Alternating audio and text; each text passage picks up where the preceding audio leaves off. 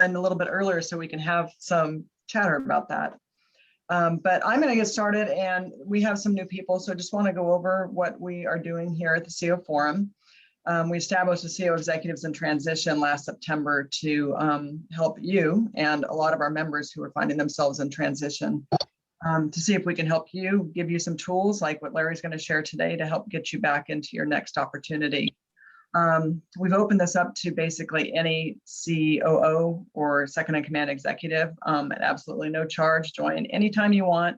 We also have, in addition to these sessions, we have our online platform where we post all the videos, the recordings of these meetings, and other information having to do with your job transitions.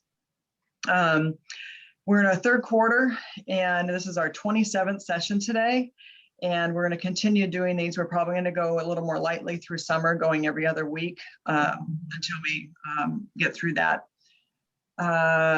Let's see. I've added a few expectations here because I think it's important that we've been going through this journey with a lot of you, and some people have landed, which has been wonderful to hear that news. But I know we're not hearing from everybody. So as you are negotiating new deals, reach out to any of us. You can talk to Larry, me, Bill, any of us, just to share what's going on. If you need any extra support, we're all here for you. And we also invite you, if you land back into the COO role, to join us at our global meetings, because it would be nice to have you there and to experience and get the support as you're transitioning into that new job, new role. With that, also meeting rules. Mute yourself when Larry's talking, so we don't have any feedback or anything. We run business first, so if you have to go off camera, go get another cup of coffee, take care of the kids, dog, whatever, no problem, do that. We run business language, no politics. As I mentioned, we record the meeting, so you can refer to it later or share it with anybody, because it's a link that you can do that with. Keep all your job prospects confidential. And if you have any questions as Larry's going through his presentation, put it in the chat and we can address those at the end, or if he offers up any opportunity to do that, feel free to ask those questions. Fiona, for those of you who don't know, is the go-to if you need anything on the CO Executives in Transition, just reach out to her. Her email's there, but you can also connect with her through the Mighty Network. And with that, I would like to introduce you to Larry. He's made a return visit because he published this paper in Psychology Today, which I found extremely intriguing. And I invited him back, and he said yes, even though he's with us just a month ago on his mitten story topic. But just for those who weren't with us, I'll give you a little background to Larry. He's a licensed Harvard-trained doctoral level psychologist, entrepreneur, author, and entrepreneur in residence at a private equity firm. He's VP and co-founder of boardoptions.com, as well as being co-founder and CEO of Stybel Peabody Associates. Founded in 1979, Stybel Peabody Associates' mission is to help companies manage talent at the board, CEO, and partner level. Additionally, Larry and his partner, Mary Ann Peabody, are co-leaders of the New England chapter of the CO Forum. And it's been a pleasure for me to know Larry all these years, and I'd like to welcome him. I'll stop my share and turn it over to him. Thank you very much. Appreciate it. Let me go to my PowerPoints, and again, I'm going to go quickly through this, and then we'll have lots of time for questions and comments and issues. I'm talking about host versus guest, and I'm talking about Zoom. And while I'm focusing on Zoom because it's so popular and so well used, what I really mean is any kind of platform that's on the internet, not just necessarily just Zoom. And when I talk about hosts, I'm referring to who is the person that issued the invitation, and the guest is who's the person who accepted the invitation. So in the context of this meeting, COO Forum and Laura and Fiona are the hosts, and we are the guests. So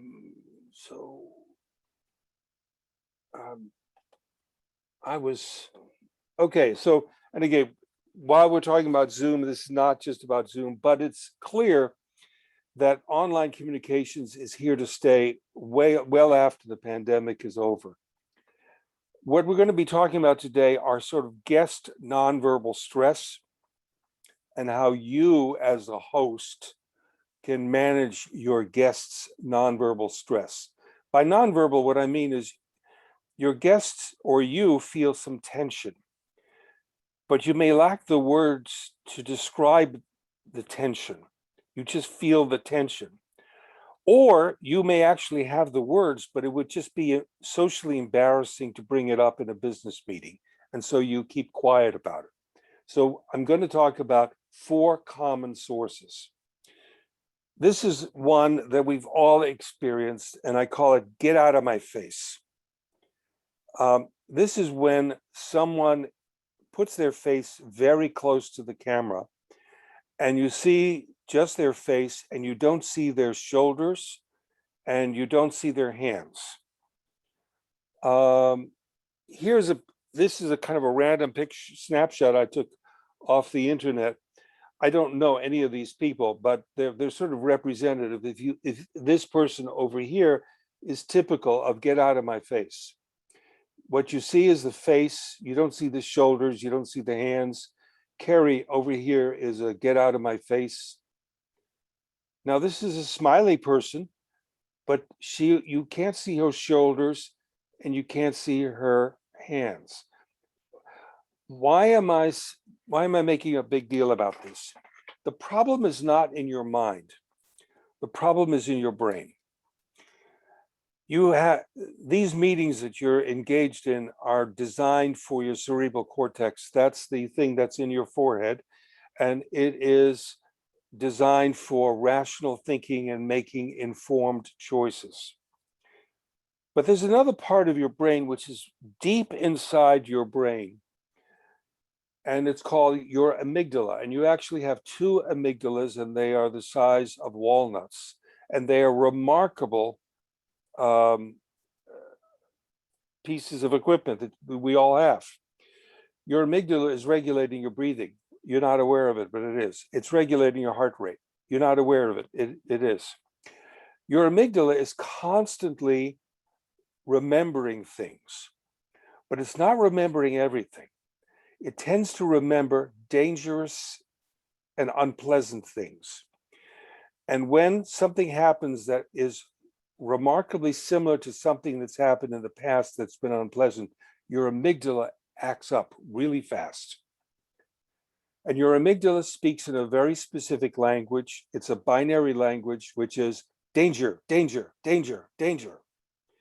Your amygdala is constantly looking out for your self-preservation. And this is important. Your amygdala never sleeps. That's important because your amygdala is always looking out for your interests, whereas your cerebral cortex requires 7 to 9 hours of rest. Your amygdala doesn't require any rest at all. It's always on. Somewhere buried in most of our memories is an image, a reality, an experience where somebody came up really close to you and hit you.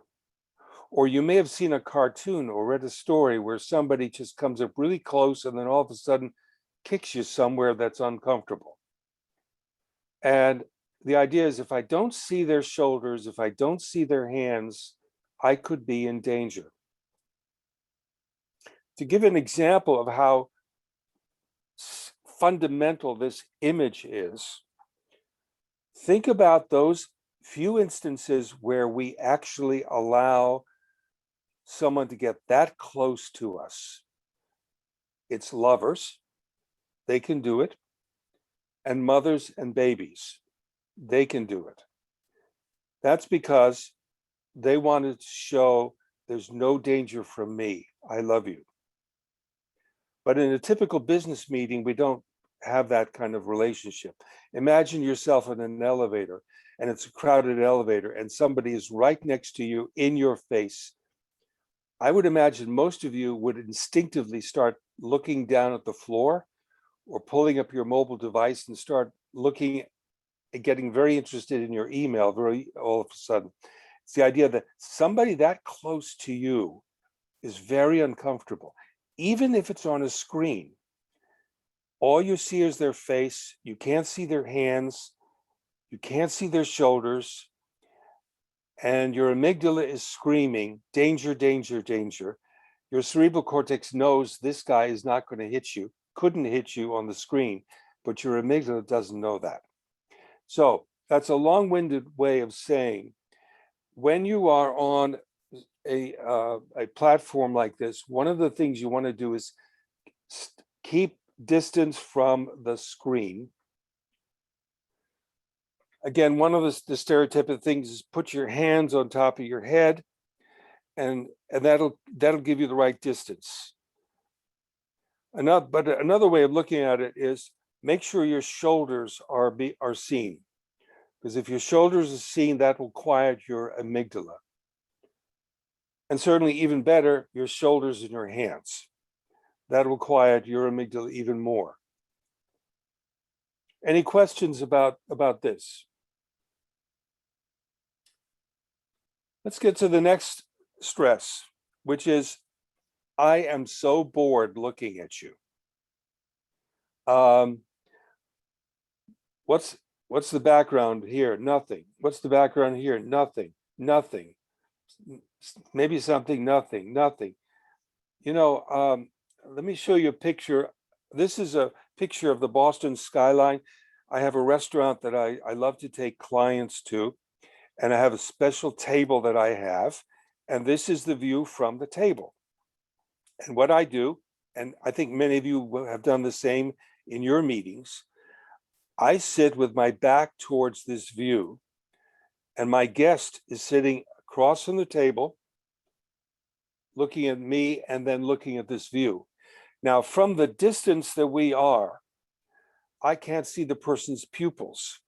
So they could be looking straight at me, or they could be looking at these boats in the water.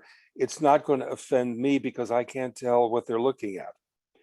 But the idea is I want to give people something interesting and nice to look at. If you look at my image on screen, you see behind me is, it's a picture of a library. And I picked that image because it has a lot of darkness and lightness and depth behind me. So it's an interesting perspective, but it's not very crowded. It's not overbearing.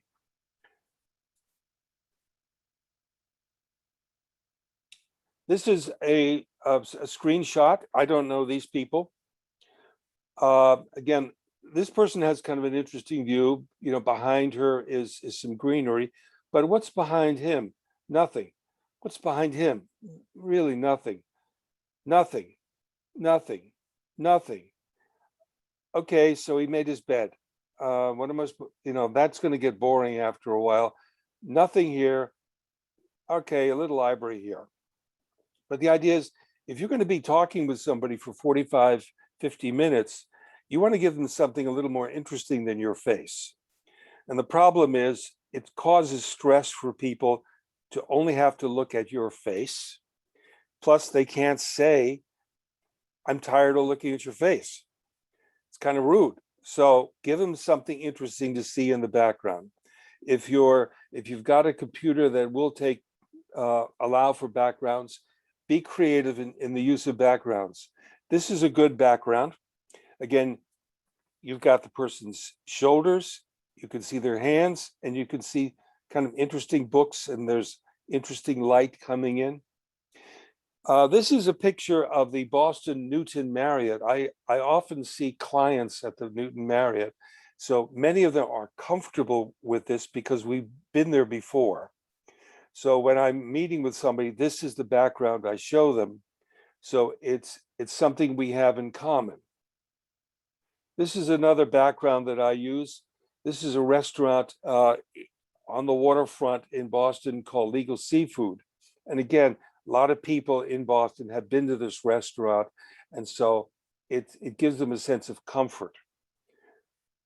Notice it's got light, it's got darkness, it's got depth, and it's not crowded or overbearing. I don't want to put pictures of my company because that gets boring after a while. So I'm with Stybel Peabody Associates. Do you really want to see my logo for an hour? I also don't put pictures of my home. Why? Because it creates kind of an issue. Maybe for some people, they say, your home is magnificent. I can't afford something like that. And then all of a sudden, there's the emotional association with my home. Or other people may say, your home is like that? Boy, that's crummy. You can't be that successful if your home is like that. So I want to take it out of it. It's not about my home. It's about our relationship. Next source of stress. I hate looking at myself in the mirror and I can't stop. How many of you during this presentation have taken side views of yourselves looking at the PowerPoints? Again, we don't like to think that we're so narcissistic, we're always looking at ourselves. But the reality is we're so narcissistic, we're looking at ourselves. And so in a real meeting, my focus is on you and me. But in a Zoom meeting, my focus is you and me watching myself looking at you. And that's a source of stress. So one of the things that I tell people is get yourself out of the picture. Now, here's what you can do. And again, if you're a host, you can recommend this to your guests. So take your cursor and put it to the extreme right side of your photograph. Why don't you do that now? Take your cursor, put it to the extreme right side. You'll see 3 dots. Click the 3 dots and you'll see a list of things. And towards the bottom is remove yourself. Remove my image. So remove your image right now. And notice you disappear. So now you don't have to look at yourself. Any questions about this? So again, one of the things that you can do for your guests, and this is particularly true when you're having one-on-one meetings where the screen has you and the person you're talking to at the same time. It's too much information. You don't want to look at yourself and you don't want the person to be looking at themselves. Use this technique. Go to the 3 dots on the upper right-hand side, click the 3 dots, remove yourself, get yourself out of the picture. Final guest stress is immobility. In a regular business meeting, people are not immobile. They may be sitting, but then they're looking at the side and maybe talking to the person on their left, or they lean towards the right and they talk to the person on the right. They may be taking notes. They may push their chair back and cross their legs. They might get up and get a cup of coffee and then sit down. They may actually be standing for a while if they have a bad back. They might leave to go to the bathroom. So they're not necessarily immobile. On the other hand, in Zoom, you're a prisoner of the camera. You have to be within camera range. Plus, it's difficult to write down notes because you've got the keyboard in front of you. And you can't go too far back. You can't go too far right. You're immobile. Now, being immobile is not that stressful if it's like for 10 minutes. But suppose you have a 1-hour Zoom meeting like this, and you're immobile for an hour. And then right afterwards, you can have another Zoom meeting. And now you're going to be immobile for 2 hours. And then you have another meeting. At the end of the day, you're going to be really, really frazzled. But you won't be aware of why you're frazzled. You're just going to be aware that you're under stress. And the reason you're under stress is you're immobile, and your body wasn't meant to be this immobile for this long. So how do you do this as a host? Again, this is a host issue, not a guest issue. The first thing is to redefine what is an hour. If you use clock time, an hour is 60 minutes. I recommend that On Zoom, an hour is 45 minutes. So for example, we're meeting from 11 to 12. If I was hosting this meeting, I would say we're going to meet from 11 to 11:45. That gives you 15 minutes to get up, stretch, go to the bathroom, check your emails, clear your head, get ready for the next meeting that you might have at 12 o'clock. And so that helps reduce stress if you define an hour as 45 minutes. Second thing you might do is if you have a 90-minute meeting, make sure that your guests have 1 5-minute stretch break. Just say, why don't we take a 5-minute stretch break? Just get up, stretch, walk around, check your emails, get a cup of coffee, and invite people to get up. Again, the idea is being immobile for 90 minutes is very uncomfortable. So to summarize, online meetings are going to be a fact of life after this pandemic is over. It's just going to be with us for the rest of your careers. On online meetings, there are people called hosts and there are people called guests. Hosts have more power and can set the agenda, and guests have to be polite. There are 4 key stresses in these online meetings that we talked about, 4 of them. And one of the difficulties about these stresses is that they're hard to verbalize. If you're the host, be a good host. That's my message. Again, Laura has sent you a copy of the Psychology Today article that we wrote. If any of you would like a copy of the article, just ask Laura or me, be glad to send it to you. Let me stop at this point. Any comments, questions, or concerns about anything that I said? Larry, thank you. This is Kurt. You answered one of them midstream where you do change backgrounds depending on audience. I'm curious on any research or your thoughts on a lot of these services have added the blurred background as a feature. What's some of the rationale behind that, and would you recommend it? Well, again, the blur background is exactly what I'm suggesting you don't do. Yeah. Because the purpose of the blur background is to blur the image home environment. in your home environment and focus more of the attention on your face. The problem is, Kurt, as beautiful as you are, I don't want to have to look at you for an hour and a half. I want something else. Says the same thing. I know. I want something else to look at, you know. I like that. So the blur is not the answer. But you do change your backgrounds depending on audience, who you're meeting with, group, etc. Yeah, again, it depends. This was a group, and I don't know where you're from, so I wanted to have something that wouldn't be offensive to anybody, but what I was looking for was light and darkness. I wanted something uncluttered. Yeah. And I want something with depth so that your eyes can go depth. So this happened to fit all my needs. Great. Now you can go to images.google.com and you can find all sorts of stuff that would be fine.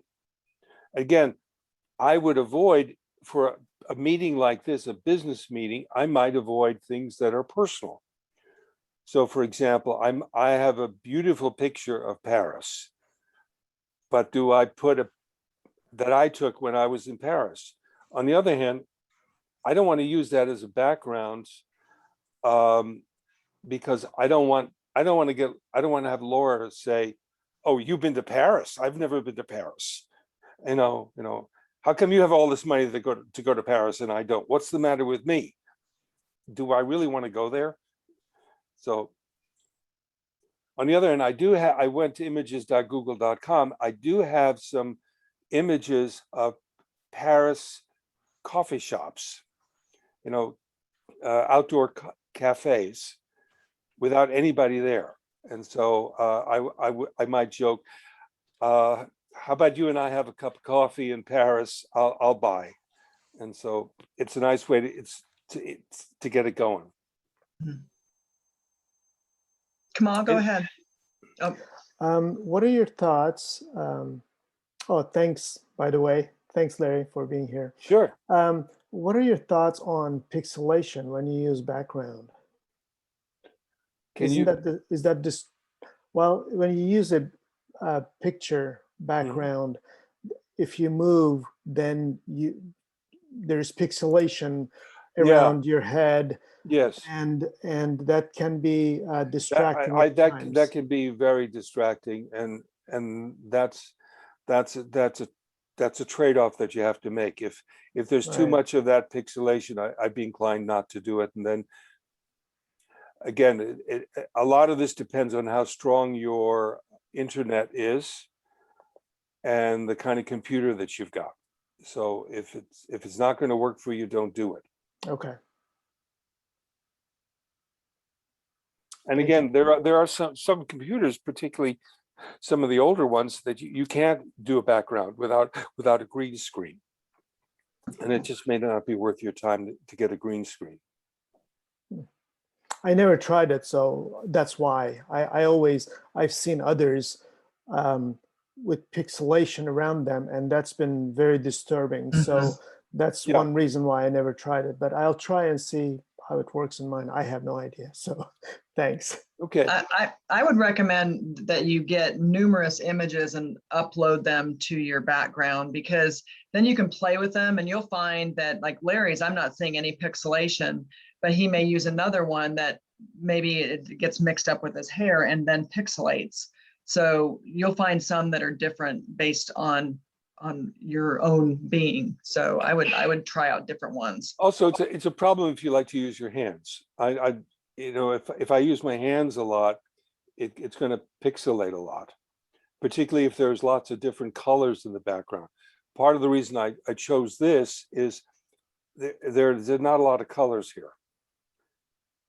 Okay. Yeah, those are really good tips. Thanks, Larry and Laura. Other questions, comments, concerns?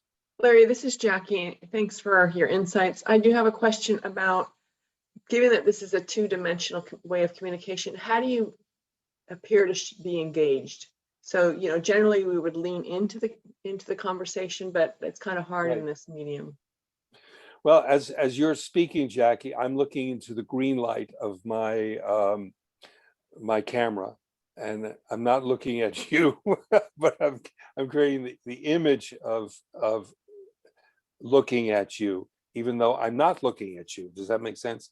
Yes. And one of the things about in another life, I used to be an actor, and one of the things about being on stage is that you have to sort of go over the top to reach the last person in the last row in the balcony. But when you're on a camera, you have to underplay. And often if I want to establish a relationship with you, just a simple nod can be very effective. A simple smile can be very effective. Again, you're doing this for a camera, and any small movements that you make are going to be exaggerated. So just keep that in mind. Thanks. But nodding, I think, nodding is a very powerful way of just saying, I'm there with you. Mm-hmm. Okay. Because often and particularly in this kind of environment where I just see a bunch of faces, a nod is very helpful. Mm-hmm. Josh, you had a question in the chat. Did you want to address that? Sure. So I've seen a lot of people that have specific items kind of sitting behind them, whether it be a stack of specific books or something related to the school that they attended. So just little tidbits that give a little bit of a glimpse into who they are as a background. What are your thoughts on having kind of strategically placed kind of personal brand items in the background? Well, in your case, what would they be? I don't, I mean, I would probably put some books that I've read. I've read a lot of leadership and relationship kind of books, so I'd probably have that. I mean, outside of that, I probably wouldn't have anything, but I've seen, I mean, a lot of people that I meet are tied to the college that they went to. Like they're deep rooted in the college. So they have, something Ohio State related in the background or Michigan related in the background, something along those lines. Cause that's a relatable thing. That's something that, oh, you went to Ohio State. Let's talk about college. Or something related to a sport that they played or something along those lines. So I'm just curious, is it, have you seen that be more of a distraction or is it actually a conversation starter in your opinion? I'm going to start talking like a consultant. I'm going to have to say it depends. I think with a book, it's really hard to see a title on it.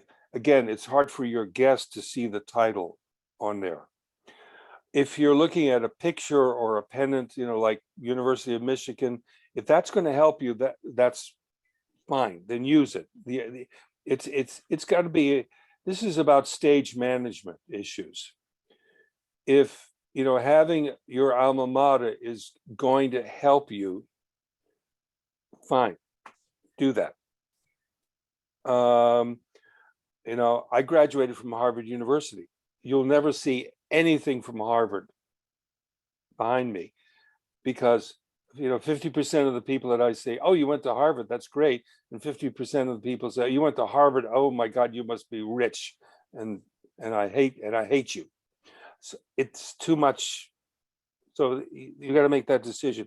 I think one of the smartest things I saw was I was interviewing a guy, and he had a picture of Miles Davis behind him, and the picture was so big, I could tell it was Miles Davis. And I would say, why? Is that Miles Davis? Yeah, that's Miles Davis. Why do you have Miles Davis? And then he got into his interest in jazz. And then that led into his discussion about him as a musician. And then that led to a discussion about how he looks at jazz and business in very similar terms about how do you got to cooperate, but how do you got to keep with the melody, but improvise at the same time. So he was able to make a point using Miles Davis as a starter. And I thought that was brilliant. Other questions, comments, concerns?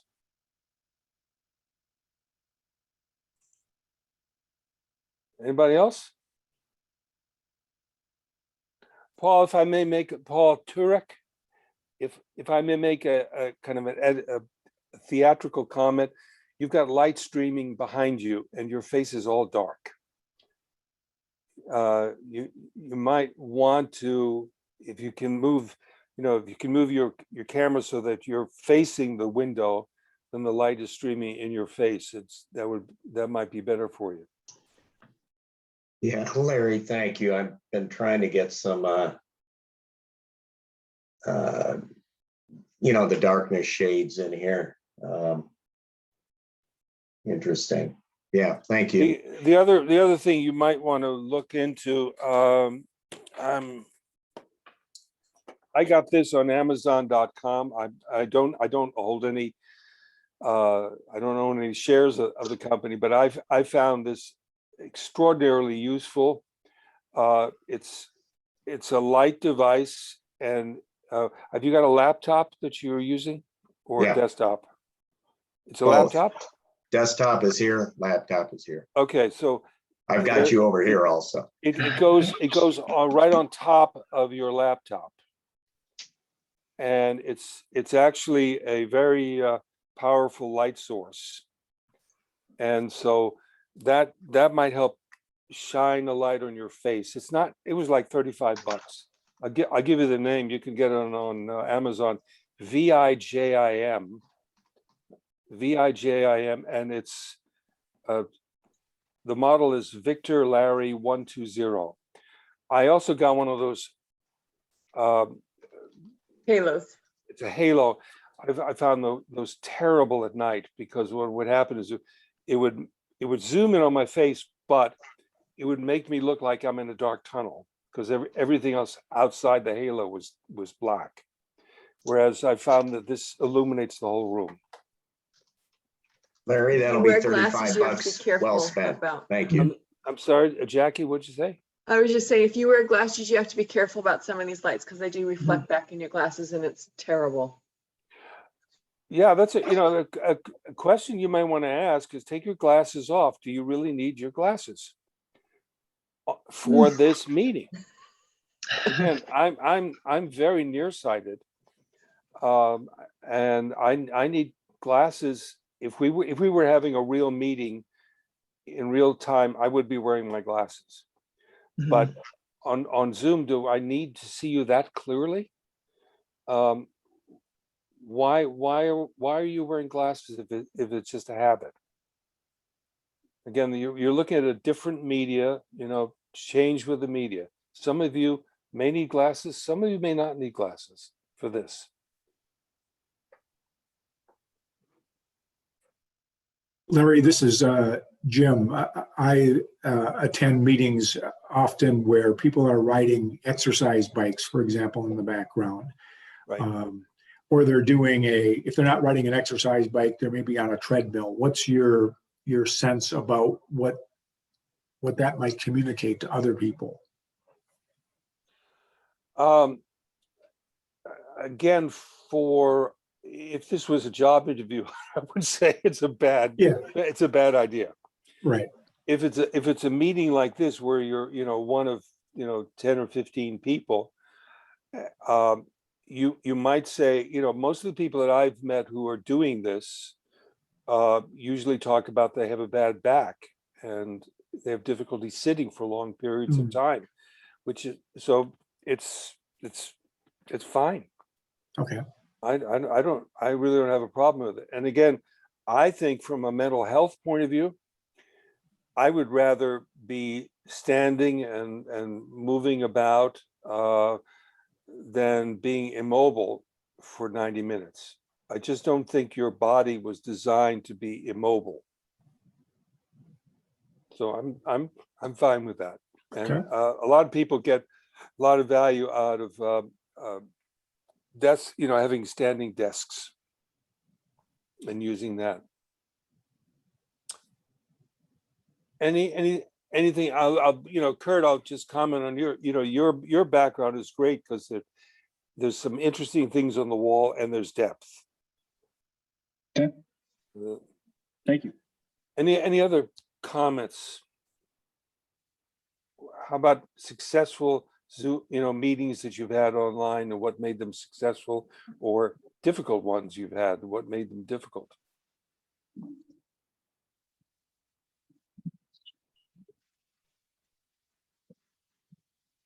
Anyone?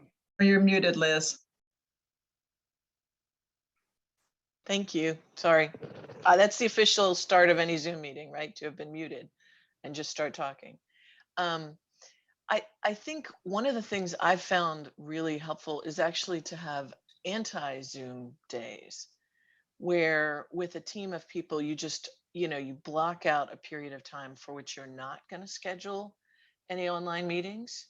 And the impact of that is, again, that rest from the being on camera, particularly when you've got a team of people at various stages of life and there are little kids and there are people who are still in their sweatpants and you just don't even have to, it's the relief that brings of not having a Zoom presence and having that be an agreed, an understanding among a team of people, I think can be really helpful. And it solves the issue of wanting to have everybody on camera, but having a mix of people who have either provided a stock photo of themselves versus the people who are on camera who think, hey, come on, let's all meet here together as a team and let's see each other. Let's be here for each other. Just thoughts on that perspective. No, I think those are great things. A lot of companies are not that sensitive to those issues, but you need time to be off Zoom too. Certainly, if you have an important job interview, I would try to isolate it. You know, have an hour before the meeting where you can just go out, take a walk or a run, or just clear your head, and don't have and try not to have a meeting right afterwards. Again, one of the things I'm seeing, particularly with corporations, you know, they may say, okay, our meeting is from 3 to 4, and then people book a meeting at 4 o'clock. I mean, in the real world, that was not done, right? In the real world, you'd be given time to commute from meeting A to meeting B. You might have to get in your car to do that, so everybody understood that. Or in a building, you go to a different floor, so people would have time. In the Zoom world, I think companies are not understanding that. They're booking meetings back to back. It's the host's responsibility to be sensitive to that, because many guests don't have the authority to schedule meetings.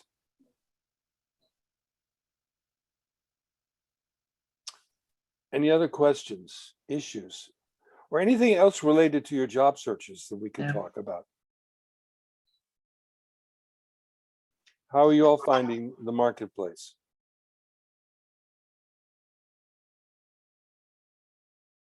Larry, I agree with you that I think things are picking up. I actually have an interesting insight. I did my first in-person interview. Wow. In several years, and of course we were wearing masks, and I actually found it extremely challenging. There was also I was interviewing with someone who English was a second language, and it made it, I think, more difficult to understand because I couldn't see her lips. I couldn't read her mouth. And then the next day I had a follow-on interview back on Zoom with someone else, and it was back into a comfort level. And I just thought it was interesting that, like, I've actually grown accustomed to this, that getting in person was a bit of a challenge. I think the masks made it just something different to think about, that I've never sat in an interview room with my face covered. Yeah. Yeah. I do psychotherapy, and the research is really clear. The outcome on psychotherapy online is identical to the outcome of psychotherapy in person. So online is just as good as in person. And of course, I've never met a patient who said yes when responded, would you like to go back to meeting in person, except of course we'll have to meet with masks on. Nobody says that's a good idea.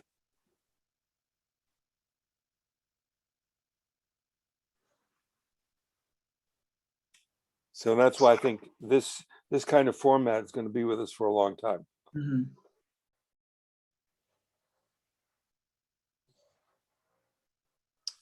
Any other issues about any jobs issues that you want to bring up?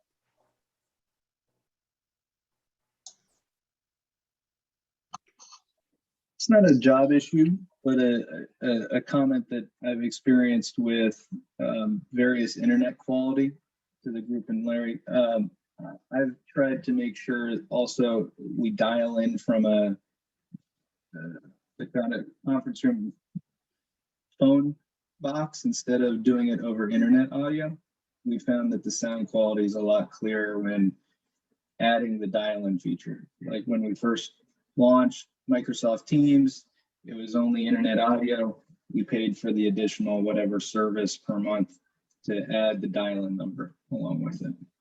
So we found communications a lot clearer if you do the dial-in instead of using internet audio. And are you speaking from your home right now, Kurt? Yeah. Because one of the things you may want to think about, and I'm not speaking specifically to you, Kurt, I'm just saying in general, you may want to go to your home internet vendor to see if you can increase the quality of your internet service. Sometimes it may cost you a couple of more dollars a month to get more bandwidth for your browser, but it may be worth it in terms of your Zoom calls. Because after all, for many potential employers, they're only going to know you by your internet presence. And so it may be worth the money to get the best quality internet service that you can for your provider. Great piece of advice. I definitely increased my internet speed middle of last year. Yeah, the other thing for those of you who are living in homes, I definitely recommend getting an internet booster. You can purchase these through your internet provider, or you can go to Amazon.com. It's internet booster. It's like $150. And so, for example, we have a 2,500 square foot house. It's a kind of a ranch house. So we've got the Wi-Fi is on one side of the house, but I've got my son-in-law is a general counsel, and he's living with us during this quarantine. He's on the other side of the house. So we got two internet boosters, one in the middle of the house and one in his bedroom, and it's working just fine. So it's a really inexpensive way to make sure that the entire house is covered, because many of you may have more than one person in the home who is working at home.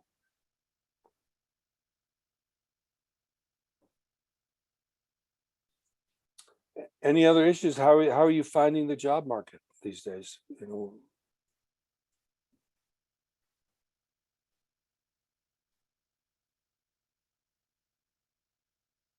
I'd say many ways. I find them through Google search, through Indeed, LinkedIn, ZipRecruiter, finding executive recruiters. So I'm doing everything I can. Okay, good. Is anything working more for you than other ways? I found recently, at least, or I should say for the past month and a half, doing it with executive recruiter, if you can find somebody, it's much easier because they get some jobs that we are not aware of. Mm-hmm. And they could give your application to the company or to that agency. So I'm actually meeting a screening, phone screening today with one of those executive recruiters. Mhm. Okay. COO position. So we shall see. The one thing I would urge you to look at is to ask the recruiter, are you contingency or retained search? Ah, okay. Do you know the difference between them? Nope. So a contingency recruiter is sort of like putting your house on multiple listings. Oh, okay. Several recruiters get the listing at the same time, and the first recruiter that gets the job gets the percent. It's usually 25%. Now the problem is when you're talking to a contingency recruiter, you are not only not the client, you are the competitor. Because if you were to send, one of the things I don't hear you saying is you're not doing any direct mailing to companies. So if you were to send a direct mail or an email to a company, what'll happen is the HR department will put a date stamp on your letter. And then if the contingency recruiter sends your resume in, they'll compare it to their database and they'll say, oh, Sima sent us a letter on March 15th, and you send us her resume on April 15th, you don't get the commission. So you need to understand you are competitors. So they may ask you, what other companies are you talking to? And if you tell them, they're not gonna be interested. Now, retained search is different. Retained search is paid in part up front, so they get to understand the company better and can represent the company. And they're going to get, and you're not their competitor. Okay. They're going to get paid no matter what. So asking the question is important. And if you ask, are you retained or contingency, they'll usually tell you where they are. Okay. Thank you. So one of the things you're not doing is you're not doing direct mailing. Okay. No. And I think you're missing. I've I think you're missing an opportunity by not doing direct mailing. I mean, there is a reason why I suspect this afternoon you will get a letter from a bank announcing that you qualify for their new credit card. You'll probably not open the letter and you'll probably throw it away. Am I correct? Yes. And then what'll happen tomorrow? You'll get another letter from another bank about another credit card, and you're going to throw that away too, right? Mm-hmm. So Sima, you got to ask yourselves, are the banks that stupid that they want to throw their money away? And the answer is, of course they're not stupid. They know exactly what they're doing. They know that 1% of the people that get that letter will say, hooray, today's my lucky day. And that is enough to justify doing it. And again, at a COO level, you may get somewhere between 1 to 2% nibble rate. So you'd have to send out a lot of mail. The problem with your approach, and I say this with all due respect, you are assuming that the potential employer knows they need a COO. Mm-hmm. Because the distribution channel you've chosen all requires that a CEO says, I need a COO. How do I get a COO? So I'll call a recruiter or I'll put an ad out on LinkedIn or Indeed. You're missing the number of CEOs who won't know they need a COO until they get your letter. I agree. And so you're missing an opportunity, or you're missing a distribution channel. Right. Again, being a COO is one of those kind of awkward positions where some CEOs never thought they needed one. That's correct. And you got to give them a reason why they need a COO. I mean, it actually happened at my previous work. There was no COO, but I was just given more responsibilities, and the executive director basically created the COO position for me. I'll give you an example. I had a woman I was seeing. She was vice president of human resources, but she came from an unusual background. She was a manufacturing supervisor who had gone into quality control, which is it's an unusual way for people to get into human resources. Sure. So we designed a letter to small to mid-sized manufacturing companies within 25 miles of her home. It says, I'm an unusual HR person in that I can do quality as well. Mm-hmm.